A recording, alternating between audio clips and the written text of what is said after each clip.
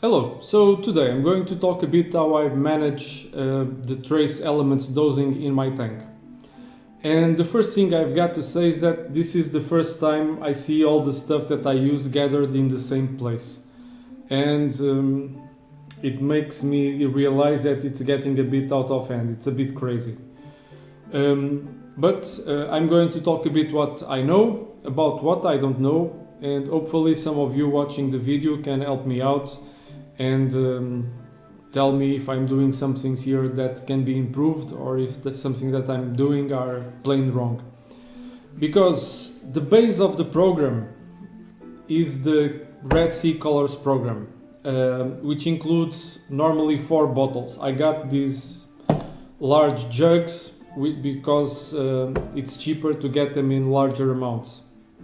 I'm not sure if this was a good idea because the expiry date on this is very short. But I'm guessing since this there's not organic stuff here, it's all inorganic, so maybe some oxidation happens and maybe the products are not as effective as time goes by. Let's see. The Red Sea program includes iodine, potassium, iron, and what they call bioactive elements. Together in each of these bottles there are other stuff. There's fluoride together with the iodine, I think. Here in the iron there are other metals present. Here they have a bunch of very small amounts, I think maybe close to 17 elements in very small amounts. One thing that is missing from all of this is here, strontium. And I believe that's because strontium is included in Red Sea calcium dosing. But because I'm not using the Red Sea calcium dosing, I have to dose strontium separately. I don't do water changes, regular water changes. I do them when in 2 situations. If I have to set up a quarantine tank, then I take water from my tank and put new water in. And also if I see, and it happened once, if I see that the corals don't look very good, I don't know what's happening, so I did a water change. That happened once. And the corals did improve. I didn't know what was wrong. I suspect it's probably maybe excess lanthanum, because I was having high phosphates and I was dosing lanthanum, but I'm not sure. Can't really say. So let's start talking a bit how I do this. Well, I have these on a dosing pump. I put them in 500 milliliters bottles and doses a small amount every day of each of these 5 components. So this takes me almost, I have one ATI dosing pump with 6 heads, so 5 of them are just for the trace elements. The problem here is to find the amount. There are many ways I could approach this, and the first guideline, it's just the Red Sea recommendations. There are basic recommendations which says you should dose a certain amount, 1 or 2 milliliters per 100 liters, I think, according to the type of tank that you have. If it's a mixed reef, SPS reef, frag tank, whatever. That for me it's a bit too blind, and I think it's appropriate when you do water changes, because water changes end up diluting any problem you may be creating.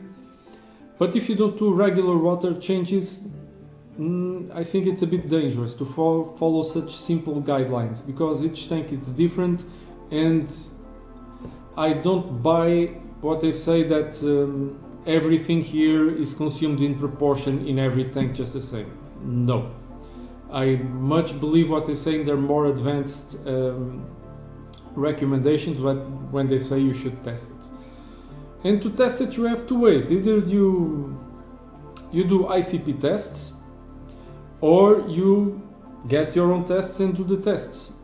At first I began doing ICP tests, but it's not something that it's easy then to adjust the pumps, the dosing for each day. So I decided to go with the testing. So let's start here. This is a great test from Salifert, which manages, it's very easy to test potassium with this.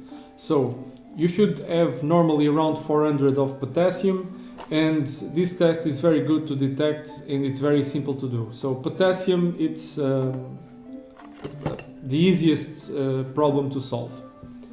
Then comes iodine. For iodine, I find this test from Giesemann, and it's also very simple test to do, and I believe it's accurate because the changes that I do in dosing reflect in the testings that I do, and the detection level of this test is appropriate to the levels that we have in our reef tanks. I previously tried to get a HANA test, one of those HANA checkers they have for iodine and iron. The problem is that those tests are not appropriate for salt water, and it's something that you don't see it mentioned anywhere, and so they can lead you in error. So I at one point I got the two HANA checkers for iodine and iron, and then I managed to return them and inform the shop that fortunately took them back. So these two tests for iodine, the iodine solves the problem, and iodine is an element you shouldn't overdose, because let's remember that iodine is something that it's used to disinfect swimming pools, spas, things like that. So it's something that we shouldn't overdose at all, so it's very important to have a test. And having an ICP test that you do every few months, it's dangerous. Once again, especially if you don't do water changes. Regarding iron, here is where the things begin to get more tricky, because the iron test doesn't detect what should be the recommended levels you should have in your tank. So why do I have one? I do have one because if I'm overdosing, this test will detect something and tell me that I'm dosing too much iron. The reason I dose iron, there are many reasons. One, because some corals need it and benefit from it, and supposedly it's good for green colors in the tank. And of course for algae. If you have a refugium, algae consume iron to grow. Sometimes people have refugiums with chaetomorpha and the chaeto doesn't grow. Well, one of the things you can try is to dose iron, because the growth may be iron limited in your tank. We hear nowadays about the problems with zooplankton, which is decreasing in the oceans, and one of the proposed solutions that has been tested is to spread iron over a large area of the ocean, because that enables phytoplankton to bloom. So, while these two are very good to detect if you're dosing the right amount, this one will only help you know if you're way overshooting with your dosing of iron. For this reason, what do? I dose just the amount that Red Sea advises per day, which I think is 2 milliliters per 2 milliliters. I'm dosing 2 milliliters per day, I think. And now we're coming to the most difficult part of all for me at the moment, which is the strontium. So, I got this test from Salifert, and if I have a video that I did a couple of months ago of me doing all the tests I have at home, and this was by far the most labor-intensive test I have seen. It has, if you want to check how I did it, and especially I would ask for your help, if you can watch, I'll place in the video the time you should watch that video that I did with the testing marathon, to see if I did something wrong or if I'm doing something wrong when performing this test, because it has many steps. And it takes me at least half an hour to perform this test. And because it has many steps, maybe I'm doing something wrong. But either way, I'm not a fan of this test, and I can tell you why. To start with, let me see if it's this bottle. Well, this is the first bottle. They have 5 bottles here. There are 5 reagents, and you use them several times during the tests. So the first thing is that they tell you to put 20 drops of this. This is terrible, to put drops inside a vial, because it's not appropriate at all. I think they should have included one more syringe with a different color, put colors on each of the vials of the bottles with the reagents, so that the color of the syringe would match the color of the bottle, because putting 20 drops with a terrible dropper like this, I don't know how many tests I've messed up and I had to start again, and sometimes even the ones that I proceed, I'm not sure if because the drops don't seem to come out uniform no matter how you try. It's a terrible dropper. But then there are other things here in the instructions. I don't think this is the kind of instruction that gives you a great deal of confidence in a test. At the point 8, say add 1 level scoop of strontium 5 and swirl gently until the powder has dissolved.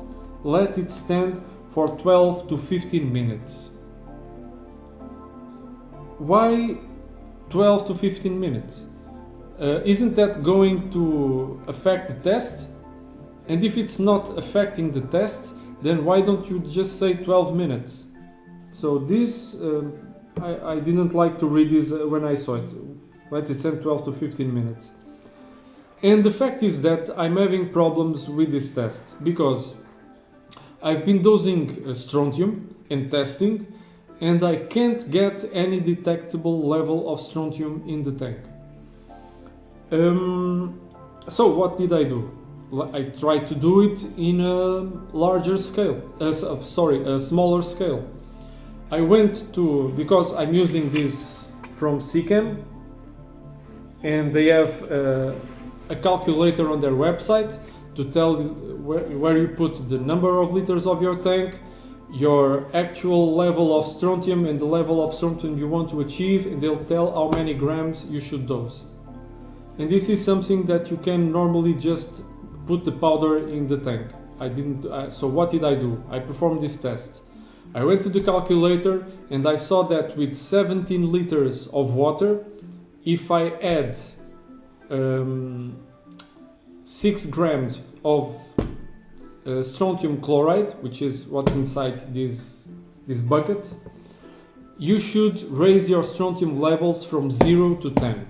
And so what did I do? I put that, the 18 liters that I measured inside a bucket, got a pump circulating, put the 6 grams of strontium chloride inside, let it run until it was completely dissolved for about half an hour, because this dissolves very quickly.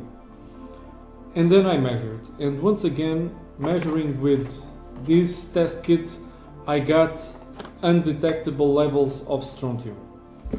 So I don't think this test kit is reliable at all. What am I going to do? Once again, I'm going to trust what CCAM says and not what Salifert says, or the Salifert kit says. I'm going to dose according to their recommendations for a reef tank. In maybe 3 months or so, if I expect to do another ICP test, and by then I'll see if the strontium level needs to be adjusted or not according to their recommendations. Right now, I believe I may have too much strontium in my tank, because I've been dosing and raising the amount, and this thing always gives me zeros. And I finally made this test on a smaller scale, and the test says I have no strontium in the water when I've just put strontium in the water. And I took water from my tank which supposedly has strontium and added more strontium, it still gives 0, so no, there's something wrong here. So this leads me to talk a bit about the ICP tests and trace elements. They're very good for potassium because potassium and even iodine are well within their range, the range they can test. I believe for strontium they are also very good. They are not good for iron because the levels that the ICP tests can detect are much higher than the recommended level you should have in a reef tank. So this is how I'm managing now. I test for potassium. Right now I only need to test once per month, or even once every 2 months, because it's always balanced around 400 and something. Iodine I test once per month because I already have it balanced. This one I also test once per month to see if I'm going overboard. This one I'm going to stop testing, it's useless, and I'm going just to follow the CCAM recommendations. And for this one, what they call the bioactive, I follow Red Sea recommendation, which adjusted according to the test that I do is very much in line with what I'm dosing of iodine and potassium. So what they recommend is what I'm dosing and I'm testing, and the levels are stable in the appropriate range, around 400, around 6. So I'm trusting that the dosing of the bioactive elements should be in check too. So if you have any idea about how I can improve my dosing of strontium, I'd appreciate. There are not many tests around. I think there's one from CCAM itself. It's a very expensive test, so I'm not sure if it's better just to do the ICP tests instead. Well, once again, thanks for watching.